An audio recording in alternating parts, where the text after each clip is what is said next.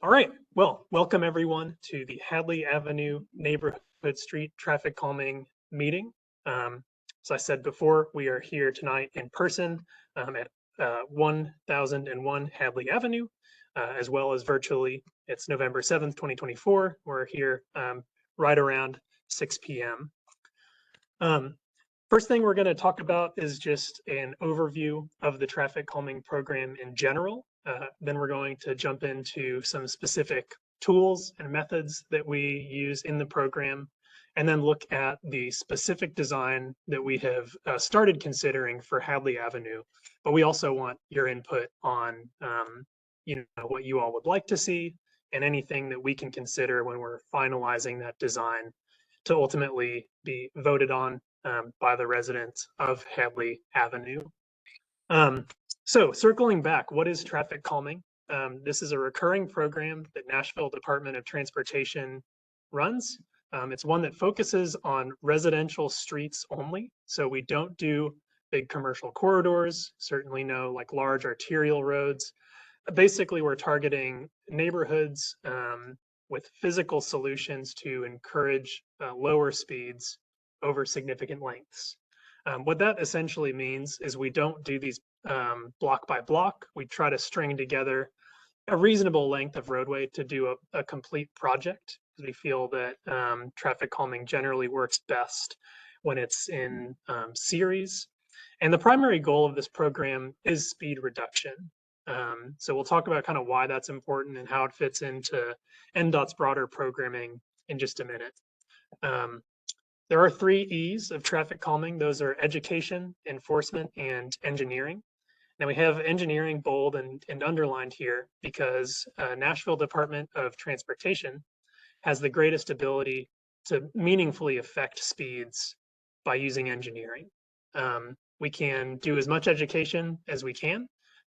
This meeting is a good example of that. We like to encourage safe driving whenever and wherever we can, but we can't be everywhere. Enforcement is in the Metro Nashville Police Department's realm. They enforce speeds whenever they're able to, but they've got a lot of other things on their plate. So we can't necessarily bank on them being on Hadley Avenue at all times of the day and night enforcing speeds. So that's kind of like why we prefer to come up with an engineered solution to encourage low speeds at all times, and not have to solely rely on those other 2 for speed reduction. The reason that speed is so critical in this program is because it ultimately equates to safety. Safety and Vision Zero are a huge part of what NDOT does. Vision Zero, if anyone is unaware, is the concept that nobody should have to die or be seriously injured on Nashville's public roadways. Where speed fits into that is the chance of surviving a crash as a pedestrian is reasonable at 25 miles an hour. That's 89%, as the graphic shows here. That does go way down as speeds increase. So 35 miles an hour, about a third chance that you get killed. And then 45, your chance of survival goes down to 35%. So certainly when we see roads in neighborhoods where speeding is in that 35 to 45 mile an hour range, we know that we'd like to do something to get driving closer to the speed limit for the safety of everyone in the neighborhood. This is a really popular program that's in high demand. So in August of 2023, there were 575 neighborhoods in the application queue. So that means 575 neighborhoods have applied and not been selected for traffic calming. So all the streets that you may see being implemented now, Scenic View, Cascade Drive, that's not included in that number. This is just like those that are waiting for a project like this to come along. Hadley Avenue was in the top 25 streets selected in the fall of 2024. And we'll talk about sort of how that selection was made in just a minute. But the point is, this is a a program that a lot of streets want to have come to their neighborhood, and Hadley is lucky or unlucky in the traffic danger sense to have been selected for this project. So there are a handful of things that the traffic calming program is able to do as part of our project. We'll talk about some of the different options in a few minutes, but there are a lot of things that sort of fall outside the scope of what this program is designed to address. So should we encounter anything that you as a neighborhood would like to see, but we're not able to fit into this project, we want to make sure that everyone is aware that Hub Nashville is a good resource to make requests of all different kinds. You can do signs, signals, sidewalks, really anything of that nature, and far beyond. I think even like debris in the roadway, potholes, that all falls into Hub. That can be accessed by calling 311, going online at hub.Nashville.gov. There's also an app that is pretty useful for making requests. That's typically what I use because it's pretty user friendly. So I just want to make sure everyone's aware of that resource. We can bring it back up if anyone has questions, but just want to make sure that's well understood. So now let's talk about how Hadley was selected for traffic calming. This pie chart represents kind of the very data-driven formula that we use to rank those 575 applications. And basically what we're going for is the streets that we think are the most dangerous. So this largest piece of the pie, vehicular speeds, and this second largest piece of the pie, volume, that's like how many cars are driving on the road.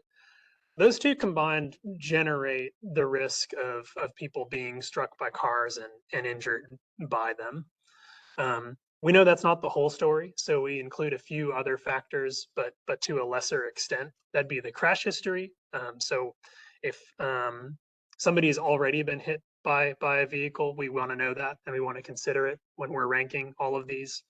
Non-driver accommodations is whether or not a street has or doesn't have sidewalks. If a street doesn't have sidewalks, we know that people walking will be sharing the pavement with vehicles. So we give them an extra 10% boost. And then trip destinations are things like schools, community centers, libraries, parks, basically destinations that generate walking trips. And we know that there are pedestrians around because of those land uses. So some of the data that we collected on Hadley to inform that application and selection process is displayed here. The limits are from Donaldson Avenue to Robinson Avenue, or Robinson Road, it looks like. But we took measurements about how much and how fast people were driving. Both of those scores came in really high. So the 85th percent speed on Hadley was 39 miles an hour. That's well on its way to that really kind of risky 45 range, where if you were hit by a car going that fast, it would be really bad for you. And then coupled with that, the volume was high as well. So 4,300 or almost 4,400 vehicles per day is definitely in the upper end of what we do for traffic calming projects. You do have a fairly wide street, 36 feet. I don't know if that's an even 36 all the way north to south. I think it probably varies a little bit, but we account for all of that in our design. But those are just a few data points that will inform how we approach this with the different tools in our toolbox. For anyone not familiar with how this all lays out, this is a map. Basically, it's almost the whole road going north to south, but it stops up there at Donaldson Avenue near the fire department and community center. So with that, I want to take a pause for any questions on what we've covered so far. That'd be like selection process, program in general. Next, we're going to review the toolbox and kind of talk about some of the options we have at our disposal. And then I don't think I mentioned this, for anyone online, you're welcome to come off mute and ask me, and I'll try to repeat myself to the crowd. You're also welcome to use the chat function, and I'll read your question aloud and answer it. So feel free to throw questions in the chat if you'd like. Yes, sir. Just out of curiosity, does you take into consideration, I'm sure you do, I may have missed it, but the volume of complaints about speeding on certain roads, is that a factor? You know, we actually don't. For those online, the question is, do we take into consideration the volume of complaints? And the answer is no.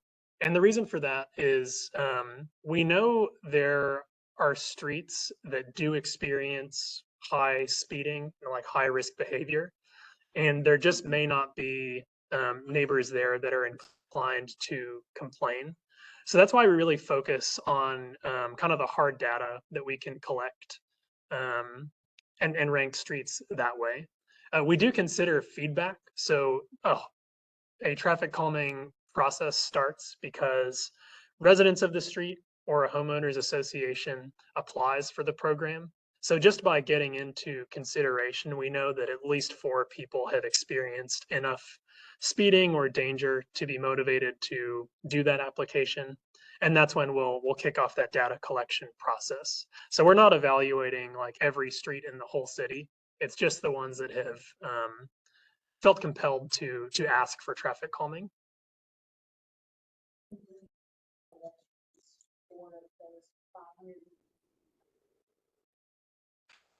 That's a great question. So the question was, how often do we make 25 street selections? The answer is every 6 months. So right now we are in the fall 2024 selection.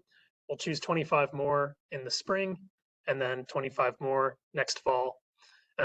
That's if the program runs as it's currently funded. So there have been years when it's been funded much higher. We've been able to select more streets. And then that 25 is sort of the recurring baseline. Yes, sir.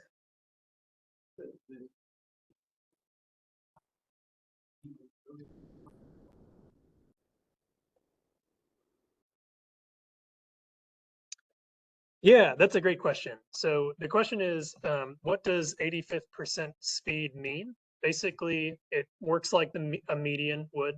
So 85% of people are going that speed or slower, and 15% of people measured were going faster than that number. Anything else before we jump into the toolbox? All right. So we're going to talk about the toolkit. I'll do a little bit of commentary on what may or may not work well for Hadley, but we'll have our concept design after this section. We're just kind of going to run through some of the tools. So the one that NDOT uses most often are speed cushions. I think we've got some of these installed nearby on Scenic View Road and Cascade Drive, if anyone has experienced those lately. But basically what they are modular rubber devices designed to vertically deflect vehicles as they go over them. So they're sort of like speed bumps, but they're stretched way out to achieve a higher target speed. A typical speed bump like you'd see in a parking lot is about 6 inches high and maybe a foot or 2 long. Those are designed to bring vehicles down to like 5 miles an hour. These are designed to bring vehicles to like 20 to 25 miles an hour. So what's important to remember is that we're not really asking people to slow way down like they would if they were at the grocery store. They're more intended to have people drive the speed limit over them, but not significantly faster. They have gaps in between them. Those are designed so that emergency vehicles like fire trucks are able, with their wider wheelbase, to kind of shoot the gaps with their tires. They may hit the cushions a little bit, but they've got these kind of like chamfered edges that should reduce the impact to emergency vehicles. But smaller passenger cars, light trucks, and things, are affected by these more so than fire trucks. So that's what's going on there. Should that not be a concern, we have things like speed tables. We'll sometimes use these, especially if the road is like a pretty weird width that we're not able to do a speed cushion design that we're comfortable with. You don't see a lot of these getting installed in Nashville now just because the cushions are preferable for that emergency vehicle reason, but they work exactly the same way. They're made out of the same materials, just kind of in a different configuration. I mentioned that these are NDOT's preferred method of traffic calming, and the reason for that is they've been shown to have the intended effects. So basically, NDOT now knows that these are a good investment of our dollars to achieve traffic calming.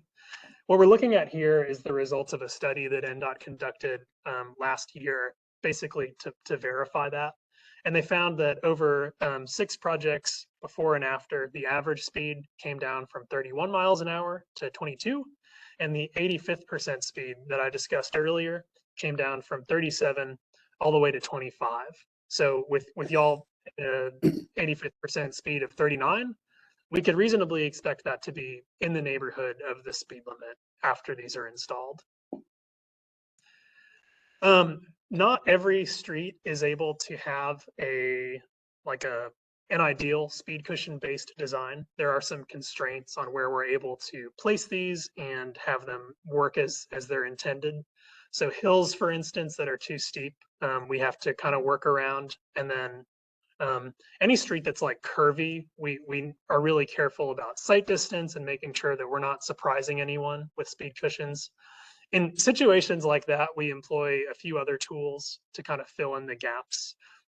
Radar feedback signs are one of them. So should for some reason we aren't able to put speed cushions in at a spacing that we like, we may slip one of these in to sort of cover that area. They work like we would expect. Essentially, it's a solar-powered device that reads the speed of an approaching vehicle and displays that back to them. So if you were maybe speeding inadvertently, you would get a notification, hey, you're going 40 miles an hour here, but the speed limit's 30, you should slow down.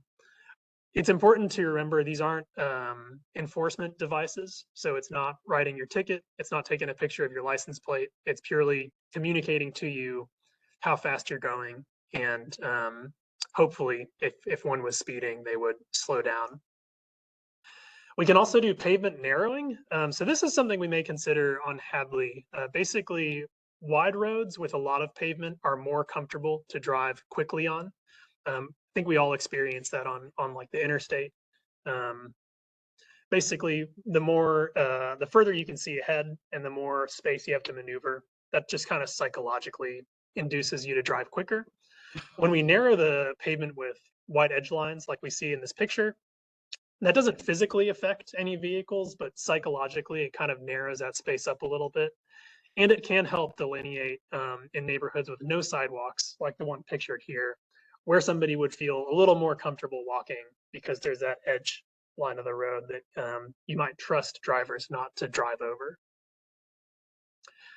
Similar to narrowing, we can do what's called bulb outs. So these are an intersection treatment.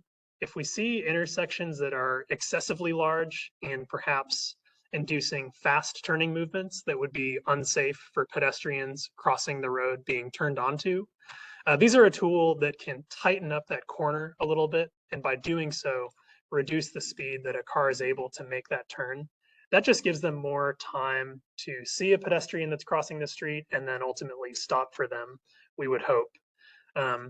A helpful side effect is they shorten the distance that it takes to cross a roadway. So if you were a pedestrian here, you'd only be crossing 20 feet of pavement before you're outside of that vehicle space. So it can improve the pedestrian experience that way. And then in neighborhoods that experience a lot of street parking, they can help enforce the existing parking regulation that you can't park within 30 feet of a crosswalk.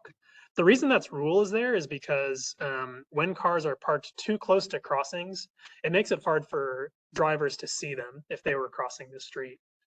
So we can do that striping and some delineators to make sure that no one is parking their car in a place that's creating that danger.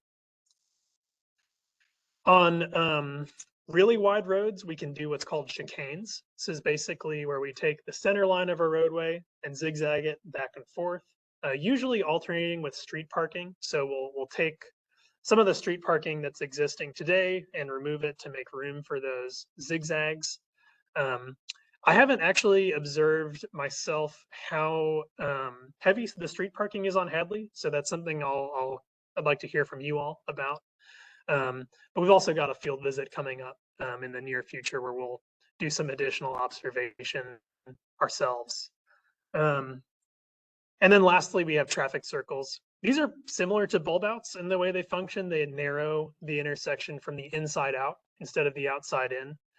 The downside of these is they take a lot of pavement in order to work well. I don't believe any of our intersections on Hadley Avenue are quite wide enough in either direction to make these work, but they are something that we'll do occasionally in traffic calming and other programs.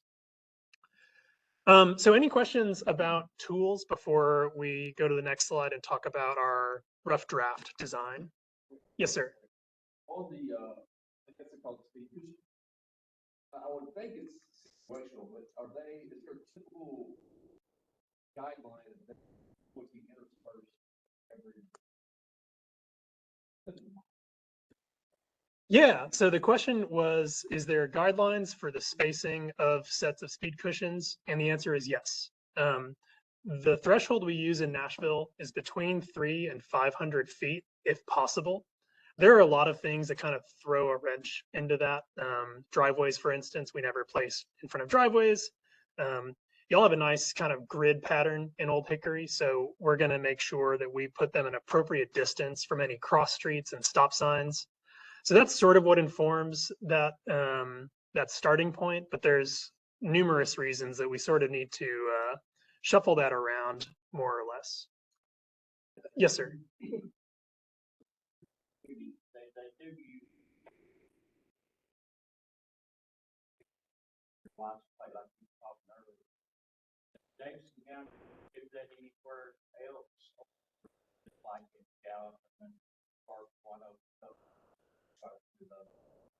Yeah, that's a good question. So the question was, does Davidson County do camera enforcement for traffic?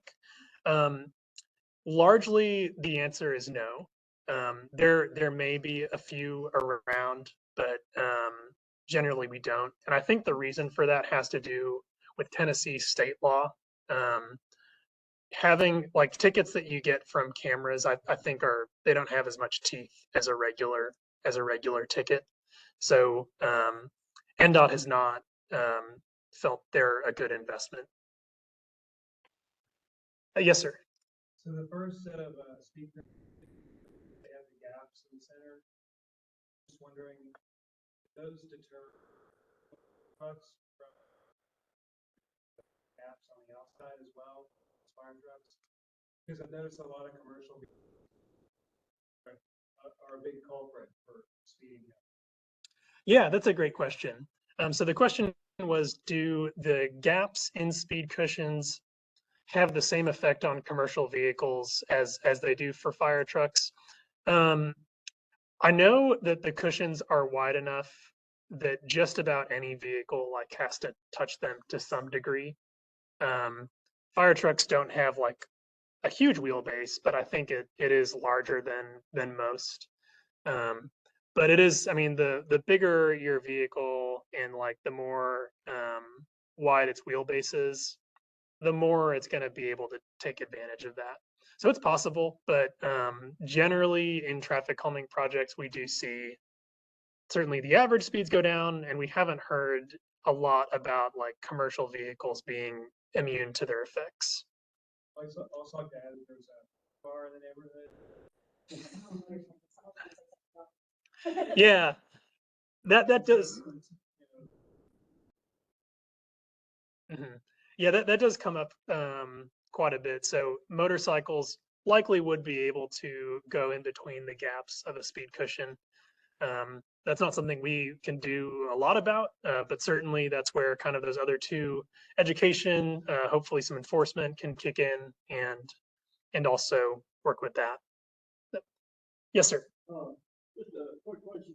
Do you find that it's common sense of when these are installed, at least in my experience, sometimes if it works traffic all together, traffic will they would ordinarily go through that span of road, won't go there because of they'll go somewhere else.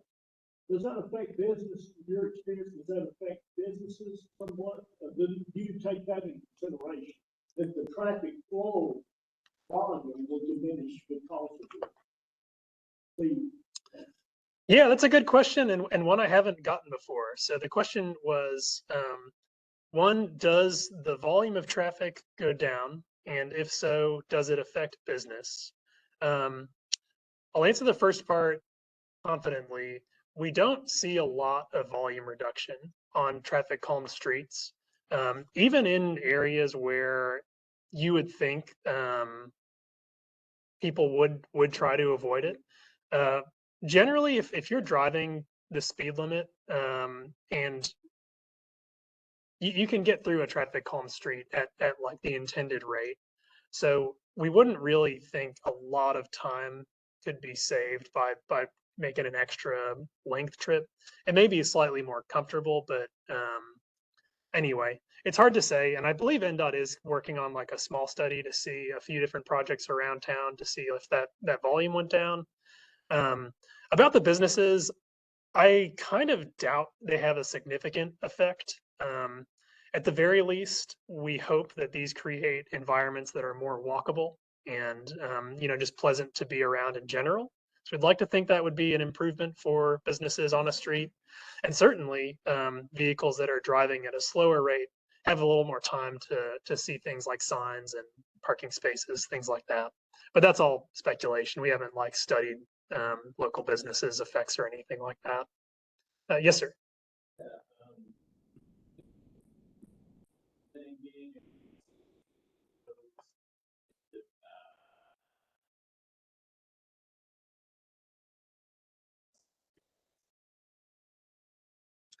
It is a separate request entirely. It is a good question though. So the question online for those who are here is, does the traffic calming program ever design bike lanes on a roadway? The answer is more or less no. The reason for that is we're pretty focused on addressing the task at hand. So people requested traffic calming for the purposes of slower speeds. We can go on Hub Nashville and request bikeways. The good news is these are often implemented as components of shared bikeway space. So the bikeway program may do vertical measures on roadways that are intended for people to bike on because it is an improvement to a biker's experience if vehicles are going roughly the same speed as they are. Yes, ma'am.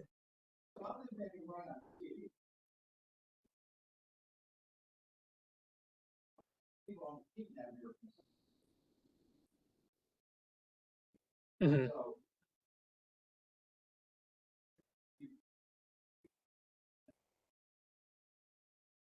That's a good question. So the question is, on parallel roads, do we evaluate whether or not the volume went up?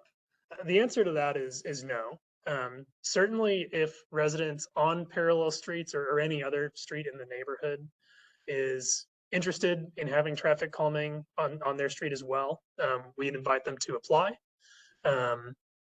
But generally, the way roadway networks lay out, there's not a great way to do a study that would apply to any neighborhood. Yes, sir. Oh, sorry. Go ahead, ma'am. Oh, great. Yeah, but like for example, assuming that some of this could be combined, you could have a speed cushion in narrow lane. It's just like one switch, is that correct? Yes. Okay. Yeah, we're not choosing which one of these do you want to do. It's we basically come up with a design that we're confident is going to address the problem and take input to see if there's anything we need to know when we're doing that design. Multifaceted. Another question I have. Our plan also includes, say, crosswalk. And it does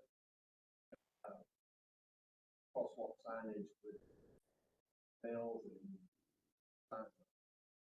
That's a great question. Almost in all cases, the traffic calming program does not include crosswalks.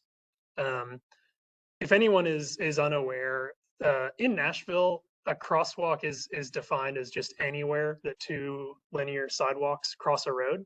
So whether or not the striping exists, it is still a crossing. So typically we don't do traffic calming to like enhance that crossing visibility, but we do seek to achieve better pedestrian experiences by slowing the vehicles that may be interfering with their ability to cross. Yes, sir. Are stop signs consideration at all for that too? They're not. So stop signs are not allowed to be implemented as traffic calming measures. They're they're more designed for controlling the flow of vehicles at intersections.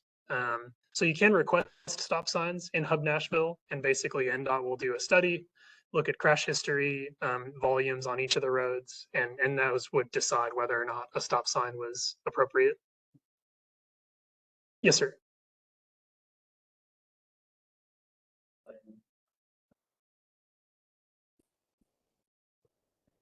Because I just wondered with things like traffic circle, bulb outs, or even narrowing, whether or not there's potential multi-benefits for stormwater or patient or Yeah, that's a great question. So typically, stormwater results improve when pavement is removed. That is a degree of project that this program doesn't usually rise to. We essentially try to work with rubber modular devices, paint, things that we can basically have in a warehouse and deploy quickly. Certainly, if there is like roadway space claimed in bulb outs, that is a spot that like planters might be placed.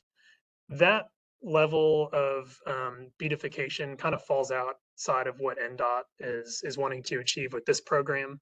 But there are other departments in Metro. Beautification, I believe, has a hand in that type of work. Yes, sir. Sure. Say usually like these speed cushions, you keep them in a warehouse. But I guess we have a general idea of like a timeline. One plan is approved. We have a general idea. I'm sure it's not project. That's a great question that I've got a whole slide for in just two. Is everyone okay with moving on to looking at the plan that we've got? Cool. So this is our starting point. You'll see that we are right now proposing a series of what I believe is 9 speed cushions. These are spaced between 400 and 500 feet apart generally. We like to do about 1 per block if we can. I know there's one block that is like full parking lot asphalt, so we avoided that because we don't want people just driving into the parking lot to go around them, as we would expect them to do. But yeah, basically this is what we're looking at. I know it seems like a lot, but Hadley is pretty long. So this is the spacing that NDOT has perceived to be enough slowing that the safety we're after is achieved, but not so much that we're going over these things constantly. Like I said, though, we are here to collect your feedback, hear any reactions, comments, questions you have, any ideas. We'd love to hear if there are spots along this project that you think we should take a particular look at when we're doing our field visit. That's also something I'd like to know about. So this is sort of what we're thinking right now, but like I said, this is a rough draft that will be finalized in the next few weeks. So with that, I'll take more questions. Yes, sir.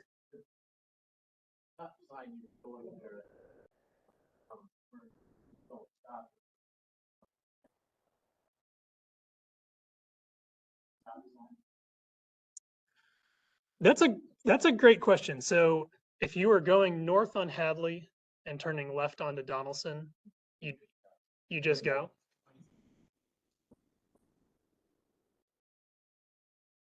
Oh, I see, I see. So yeah, the way that this graphic is intended to work is to display whether or not you're stopping as you're traveling along Hadley. So we're not changing the stop control at that intersection. We just wanted to make it clear that if you were driving north and continuing north, you would stop there. Oh, you don't? Okay, so if you were going, You're going north, left, east, west. Are there changes to that coming with the new community center? Yeah. okay, yeah, so that is right. There's the community center getting redone. That intersection will have some changes. It's not related to this project at all, and we're not really, it doesn't affect our design a whole lot so far anyway. Yes, sir. So the photograph we got.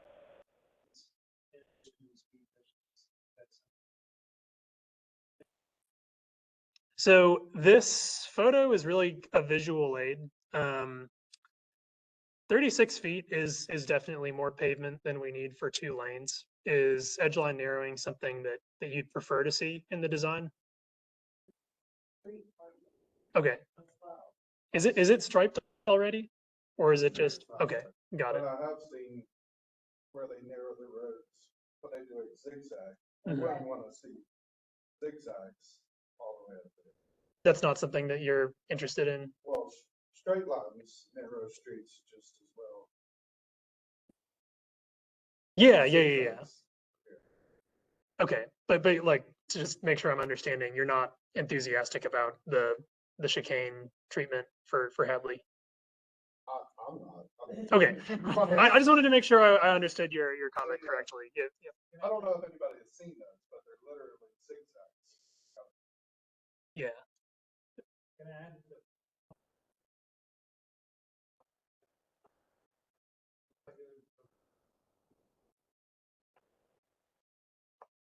Yeah, so we try to avoid these when we can. Basically, they're more maintenance that needs to be done. Um, but in situations where we say like do have bike lanes on the street and need to protect against that driving around kind of behavior, there are a few like instances where these are helpful. Um, I'm optimistic we'll be able to cover that 36 feet with cushions to an extent that people won't be tempted to drive around them.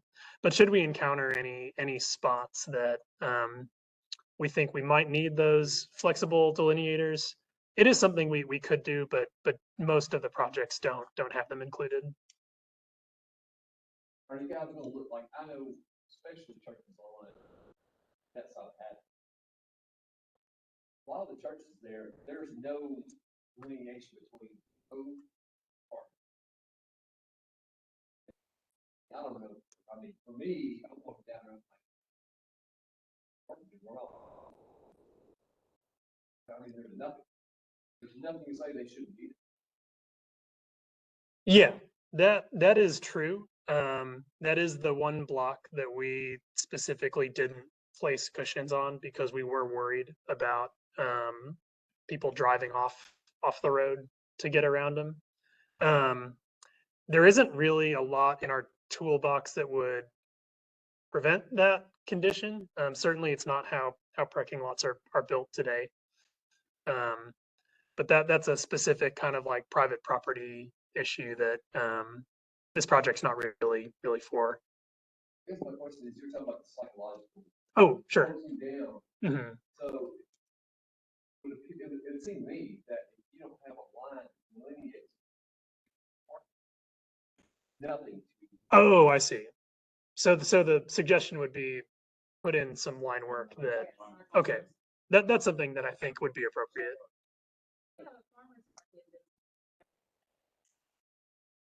Hmm.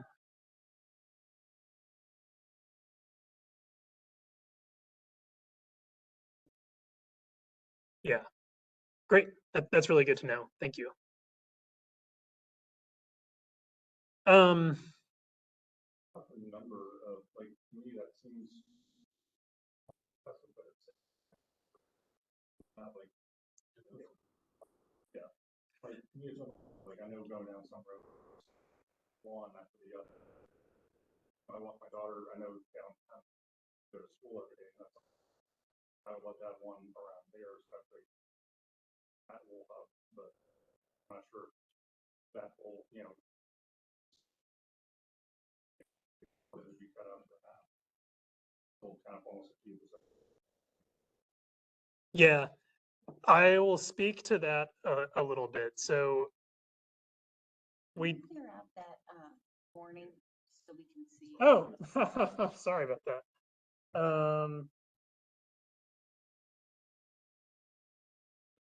Client. I guess I'll go online. Is Susan on? And Susan, do you want to ask a question? Maybe not. So to answer the question about the speed cushion spacing, we don't like to leave gaps that are too large, and too large in our book is like 600 feet. And the reason for that is there are some drivers that basically do want to be traversing this pretty quickly. So in those instances, we found that people will go even faster than they otherwise would to like maybe make up for lost time. So that 300 to 500 feet is a really deliberate distance that it doesn't provide enough space to get back up to a dangerous speed that we would think some people would. And there are projects in Nashville with larger spacings, and that's a complaint that we get quite a bit, where we maybe haven't done as many cushions as we now would want to.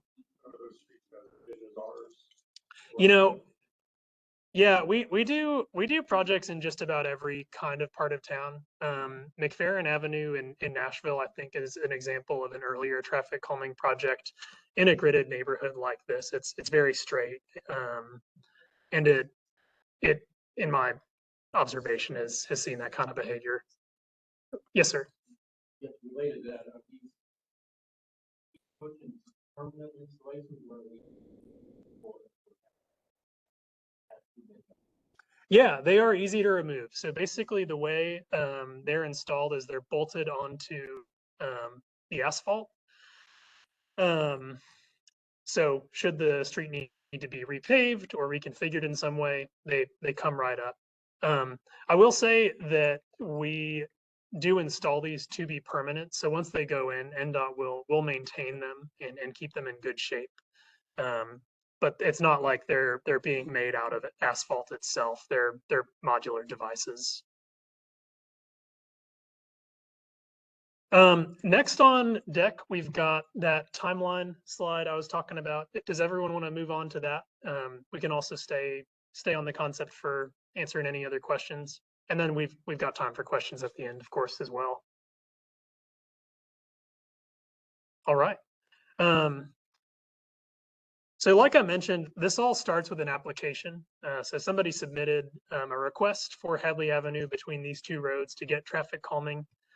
You remember it then went into the prioritization and selection process. Hadley floated to the top of that long list of streets that it had applied due to the speeds, crash history, volumes.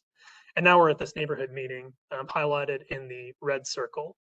What happens next, once we've collected your feedback, we will finalize our design by making a field visit. So we're going to come out, take some measurements about the grades, make sure we understand in person everything that's going on Hadley Avenue. And then we'll ultimately produce a set of construction plans that we can give to our contractors, and they'll eventually go out and build it. After the design, there's that fork in the road, and what we can do is schedule a second neighborhood meeting to come and review those plans in detail. We'll sort of do a recap of the earlier part of the presentation for anyone who may not have been able to attend tonight, and then basically collect more feedback, see if expectations are being met, or answer any additional questions that may have come up. Should everyone generally feel okay about the design as it is, we can finish that up and post it online, and then just go straight to the balloting process and skip that second neighborhood meeting. So what that looks like is on the next slide.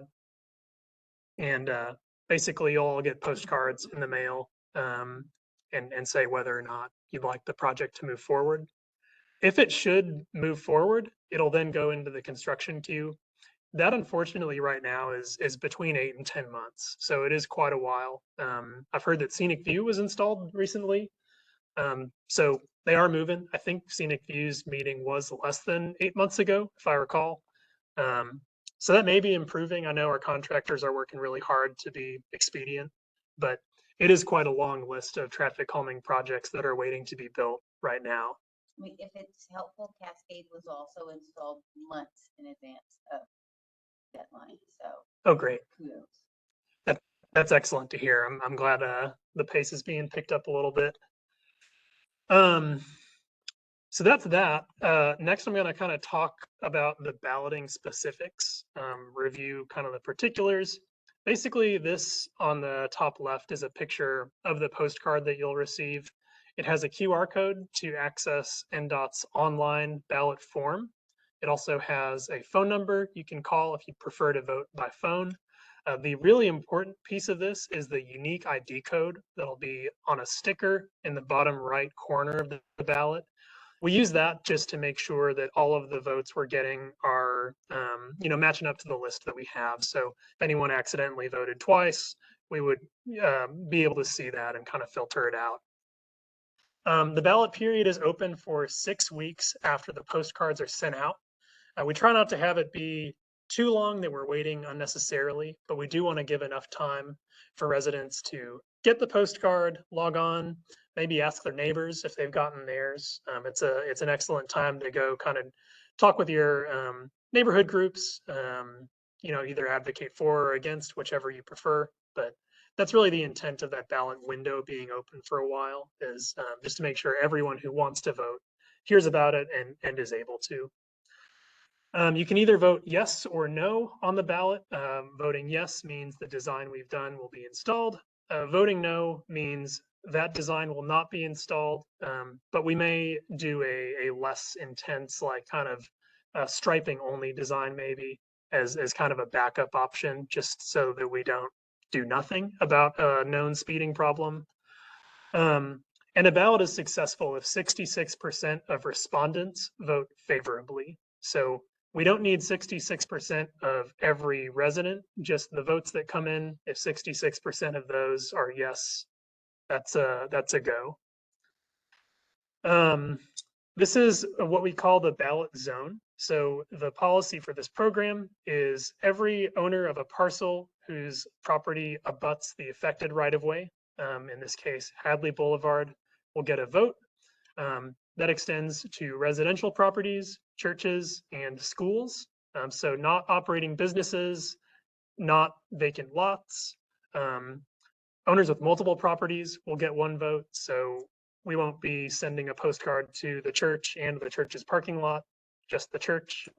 And then any like empty lots are excluded that we may see when we're putting this list together. Yes.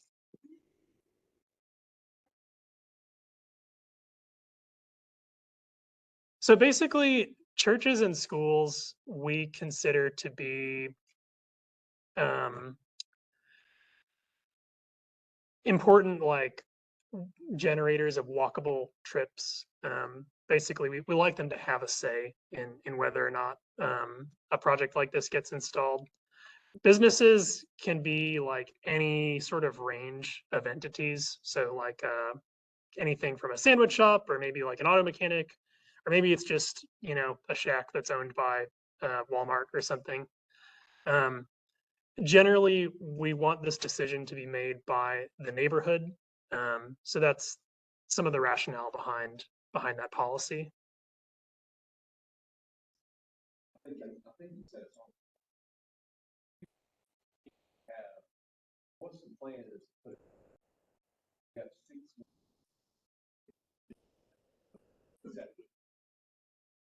That's correct.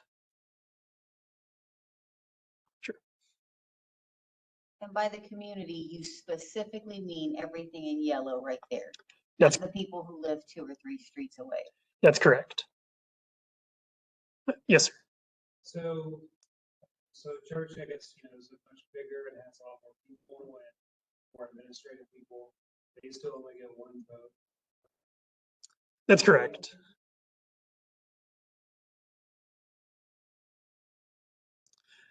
Yeah, there are like some kind of odd particulars about the balloting process. What's really important to NDOT is that we can apply this consistently across every project in the city, and in a way that is as fair as we can possibly be.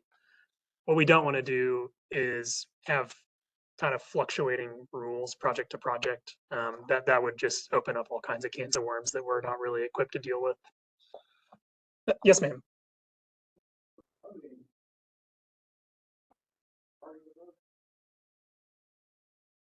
The threshold is 66%.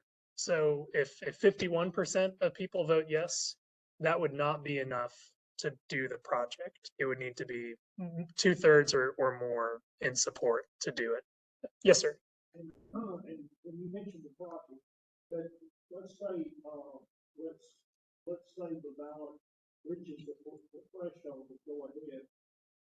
Then you would use your discretion about what the method would be to calm the traffic.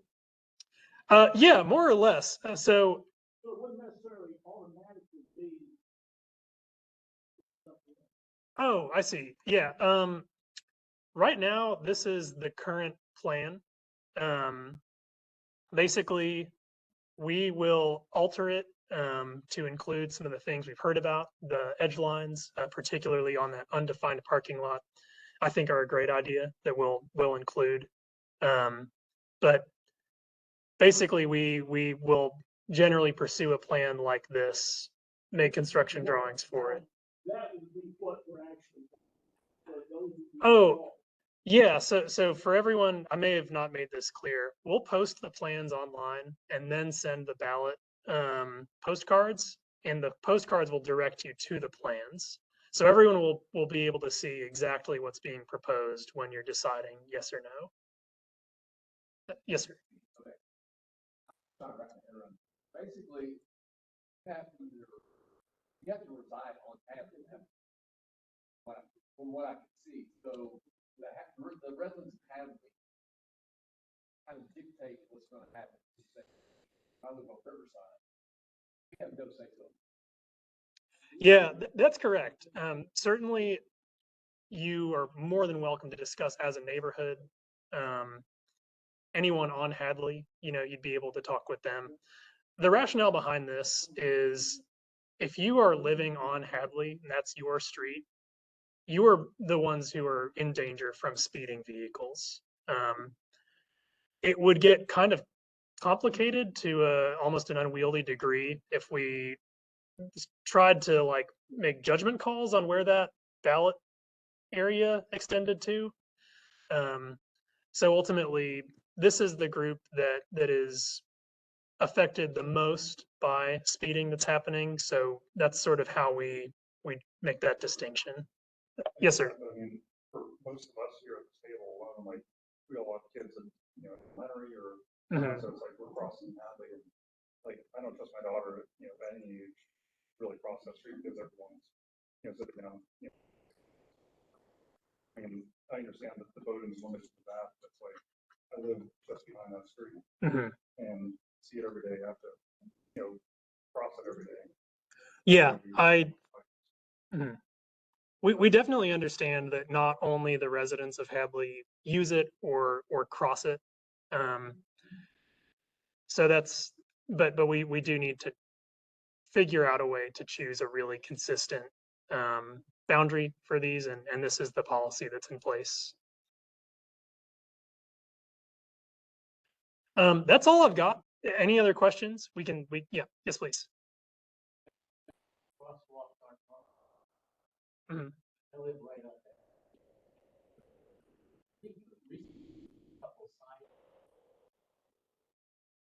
Oh yeah. Oh my. I cross that every morning. Go for a walk.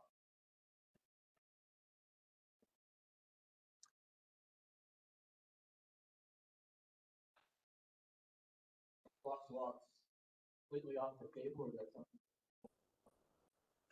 Oh, yeah, you are absolutely encouraged to request crosswalks wherever you would like. Those requests do get listened to often. And there's a similar study to stop signs that takes place, but that does sort of underscore the importance of having measures like speed cushions that aren't optional, and you don't have to pay attention to it to be impacted. So we're hoping that if this is installed, driver behavior will improve. And it is a lot easier to stop for someone crossing the road if you're going 25. If you're going 39 miles an hour, often that's not enough time to like see them react and stop in time for them to cross. Yes, sir. We have a large number of cars forming buried down here. It's kind of like a cut through form. Uh-huh. They'll run 70, 80 mile an hour down. I don't have my speed gun. But it seems Certainly too fast. in the afternoon, same thing. A lot of children that are coming home from middle school, which doesn't get out until 4 o'clock, and it's already starting to, at this time of year, it does when they're walking home. So if the speed humps would, say one light, one work, but I know it's going to be something that everybody needs to be a part of. They do. There's a lot of people that live on River. Well, everybody uses Hadley. Yeah. That live in the area.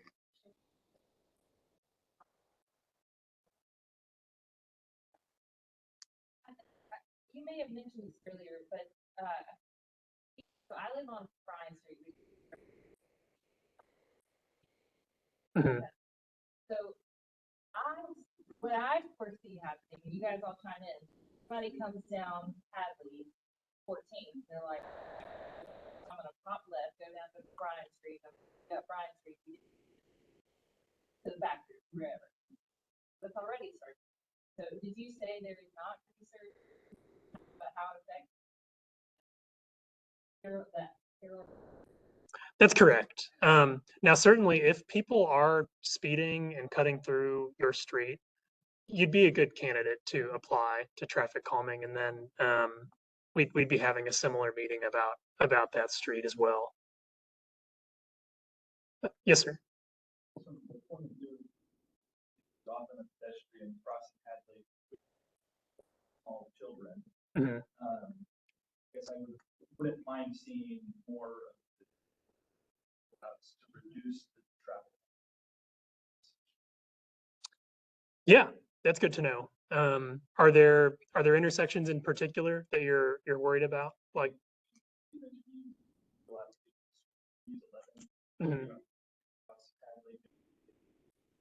But really, I mean, walk as a family. So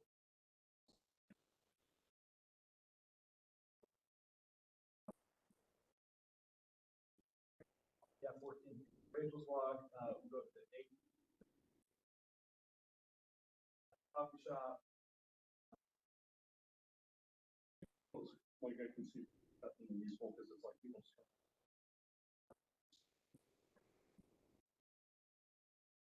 Got liquidators there. Yeah. Mhm. That's what I was saying, like some of those gaps.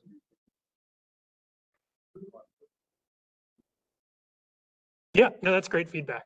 We're generally crossing north of probably 12th Street. But I know there's probably other people that sadly frequent south there. Yeah. I do it big, I cross over 13. Yeah. But I do it. I see a lot of people that make that walk. Big, yeah. It's on 13, so. Bringing up 13th,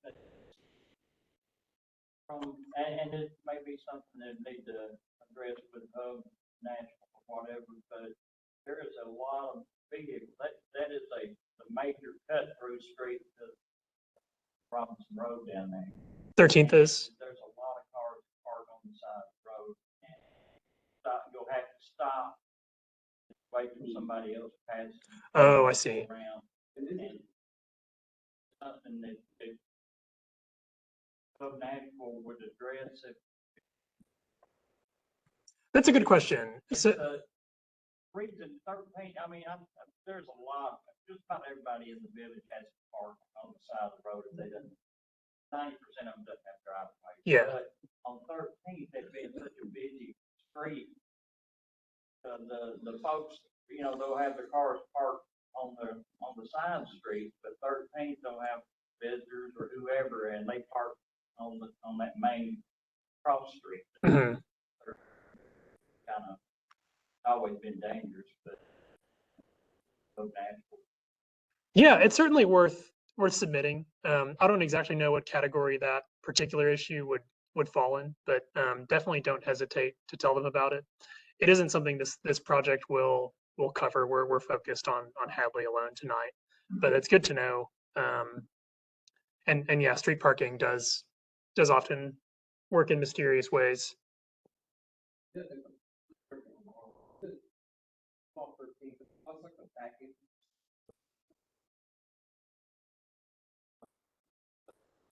On Elementary, Yes, sir.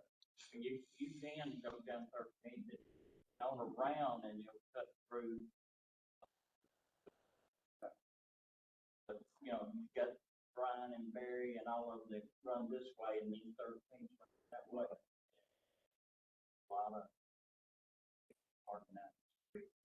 Mhm. Cars come. Got it. Anything else? Oh, yes. I live on Hadley. Oh, I get to see Mhm. between the motorcycles and cars. I have also complained with the fire. Mhm. Because not when they're on, you know, their lights are going, but let's say they're going to lunch, or they're going back from something. Hey, it goes very fast. They're going more than 30 miles an hour. If you do those things, how is that gonna stop them? You said it helps, it's not wrong. Well, it certainly doesn't help them go faster. But the intent of having cushions versus tables is they lessen the impact on fire trucks. That does feel like you would maybe get a little further complaining to the fire department. We certainly don't want to put in anything that's like deliberately slowing down. You'll go on the naughty list of fire. Lights on. Usually, the car going faster. I guess it's a good option. You're going this way. Yes, I'm not coming back, but I know, I see them go past my store every day, and once they get toward the end of Hadley. Probably should try. Sure, sure. We were talking speakers. That is gaps for the fire truck. Mhm. The gaps on, right to left or. Oh, that's a good question. They lay out differently, kind of depending on how wide the roadway is. So on really narrow ones, we can cover with just two, and then you'll have like one cushion in the center of each lane. If it's a little wider than that, we'll go up to like 3 and then 4 on like really wide roads. So it kind of just depends. So there is a possibility that speed lanes, fire trucks could actually approach on both lanes. There would always be one lane that they could use. Like we generally don't see them blasting down like the center of the road, for instance. Yeah, there are no scenarios where we only have like one cushion in the middle. There's always at least 2. I've got a question online. If you don't mind, I'm just going to read it real quick.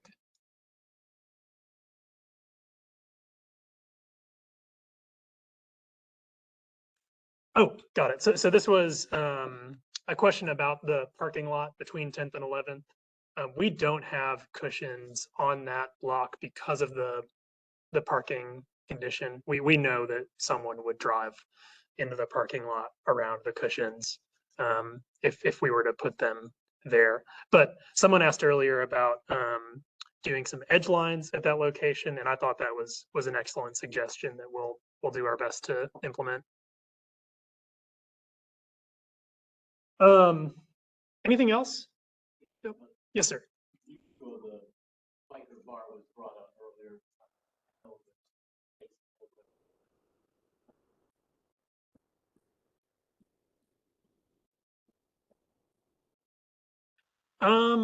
Unfortunately, not that we really have on the table. I think they're fun and as a result dangerous because they're, you know, nimble, exposed, and all that. Theoretically, you'd try to slow down a little bit just to make sure you hit that gap correctly. But yeah, we're not considering tables on Hadley because it is, you know, a route the fire trucks use.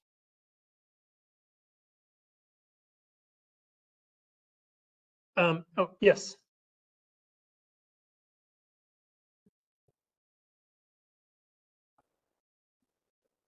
Yes, they have reflective markings on them. So, yep.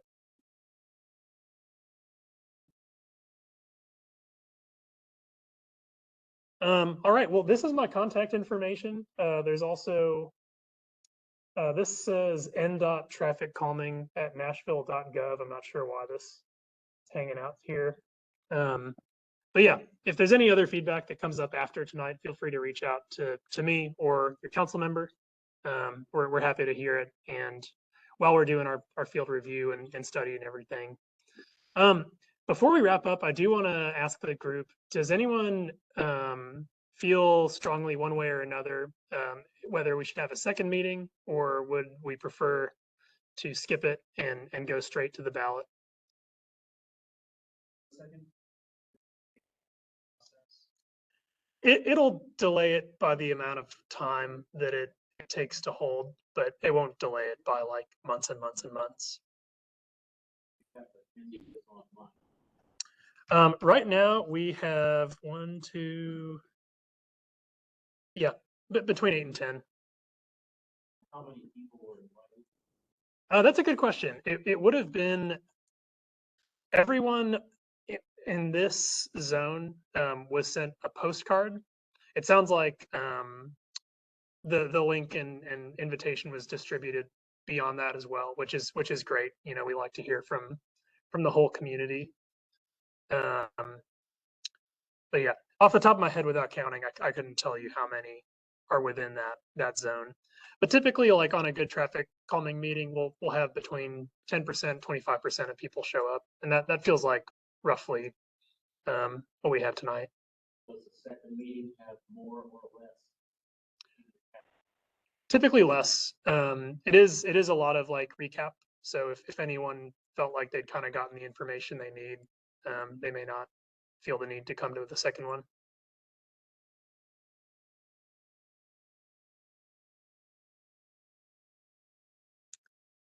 Does anyone have a mild preference for second meeting, no second meeting? Okay. Sounds good. Well, yeah, we can make that the plan. Save a little time getting that construction queue a little earlier. Any final questions before we wrap up? This is a QR code to NDOT's traffic calming website. They've got a lot more information about policies, tools, you name it. And then they've got social media presence as well, if anyone cares to give them a follow. But yeah, thank you all so much for coming. Really appreciate all the feedback you had. And we've got a list of things to look into that we'll address in our design. Sure.